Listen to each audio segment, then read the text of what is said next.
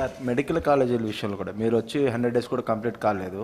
అంటే లాస్ట్ గవర్నమెంట్లో తీసుకొచ్చిన మెడికల్ కాలేజీలు ఆగిపోతున్నాయి. తర్వాత మెడికల్ సీట్స్ అన్ని ఆయన ఇచ్చిన జీవో ఒకసారి చదువుకోమని. ఆయన ఒక జీవో ఇచ్చాడు, ఆయన ముఖాన్ని తగిలిస్తా రాష్ట్రాన్ని తిప్పేదానికి. ఆ జీవో పెట్టి ముఖంలో తగిలిస్తే ఆ జీవోని కాకుండా ఏం అమలు చేస్తారో చెప్పాలంటే పోలే.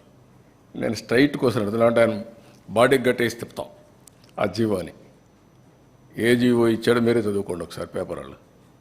మీరు కూడా చదివితే మీకు కూడా ఒక ఐడియా వస్తుంది. అప్పుడు నేను చెప్తాను. ఇలాంటి నేరస్తులకి నేను చెప్పేది ఏంటంటే, బాబాయిని చంపి నారాసుర రక్త చరిత్ర పెట్టేసి తప్పించుకోవాలని ప్రయత్నం చేస్తే అన్నిటిని జరగవు. ఎన్ని తప్పుడు పనులన్నీ చేసి వేరే వాళ్ళ మీద దోసేయాలనుకుంటే జరగవు. ఆ రోజులు అయిపోయినాయి. చెవికి కట్టి చూపిస్తాను ఊరంతా తిప్పి, పిచ్చిగా అనుకుంటున్నా. ఏం చేసేవన్నీ కూడా అంత ఈజీగా ఆలోచించి